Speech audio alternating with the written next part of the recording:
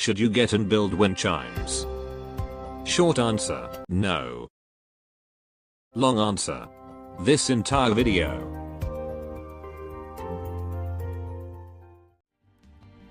Hi there, are you the doctor that's in charge here? I heard I could get treatment for erypathy in exchange for work here. Oh right, just call me Wind Chimes. It's a name that represents hope. 郵送する書類はこれで全部ですか？わかりました。では整理しておきますね。出発できます。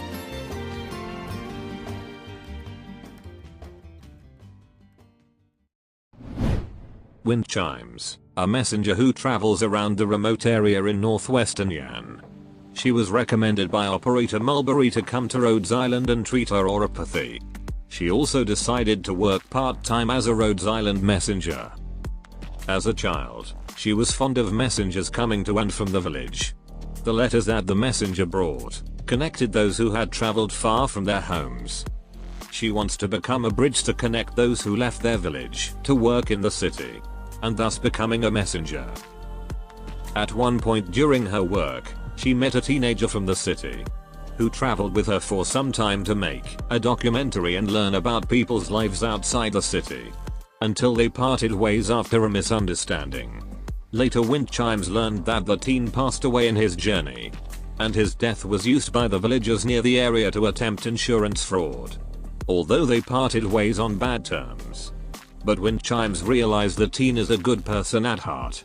She even now carries the teen's camcorder wherever she goes, and record her travels as a way to fulfill the teen's last wish to finish his documentary. Ah yes. Violet Evergarden when she didn't skip arm day. Wind Chimes is our first 5-star Crusher guard. Well, you already heard the short answer.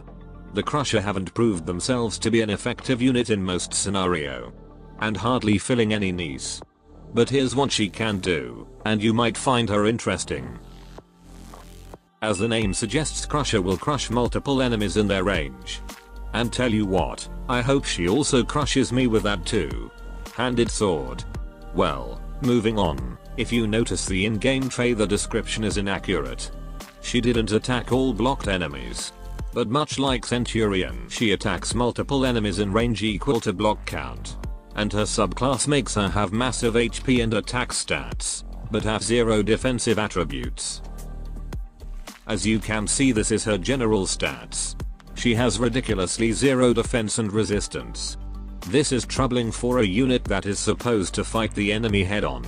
In a way, all damage she takes is now true damage, which makes her very, very fragile, even against an enemy that normally didn't pose any threat. And the HP also doesn't help much, especially if she's still an Elite 1. Even with a strong medic, there's a chance that medic can't keep up with the damage she takes. On the bright side, she got a massive attack. In fact, she has the biggest attack stat among other guard that she can use to fight a bulky enemy and potentially one-shot the average Joes. Her DP cost isn't expensive for a normal stage run. And for the upcoming episode 12 where they initially restrict your DP cap to 20, I'd say her DP cost is acceptable. Now this is her talent. She got a permanent plus 5% max HP. And she will get an attack boost if her HP is above 50%. I find the HP bonus isn't that helpful, considering she took a whole damage from the enemy. But the attack boost from Vigor effect could be useful for her skills. Now this is her potential. Well, she's not fine without one. And the potential upgrade hardly does anything. And currently, Crusher doesn't have module. Hopefully they will soon. A permanent sanctuary effect seems like a good deal. Moving on, let's see her skills. Skill 1 is your basic attack boost skill. That is a good choice for her if you're looking for consistent skill damage. And it has a good skill cycle. Plus with her already massive attack, she will get one hell of an attack with this skill for 30 seconds. Now skill 2 is her top burst skill.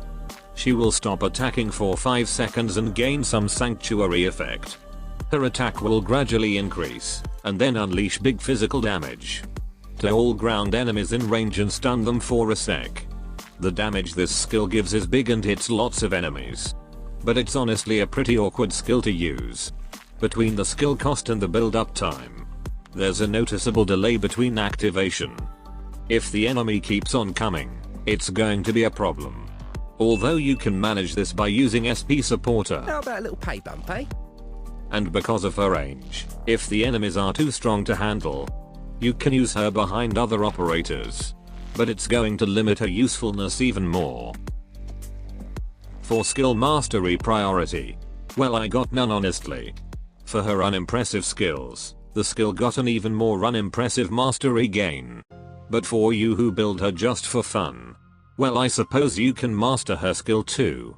Skill 1 should be the optimal choice for consistent damage. But if you build her just for fun, why use such a boring skill? Now this is her base skill. It only reduces moral consumption, which is further increased for every 10 worldly plight. If you have all of these operators working in their respective facility, you should get 100 worldly plight, which results in minus 0.3 moral per hour. Though I would definitely prefer someone who can increase efficiency. For example, the handshake trio, and they also reduces morale consumption. Well, that's all for Wind Chimes. It seems that combat isn't this forte's forte. Her subclass makes her incredibly fragile without offering much upside. And with her rarity, it makes her not worth the development cost. For newbies, if you lack ground units to attack multiple enemies, don't focus on her or buy quartz from the shop.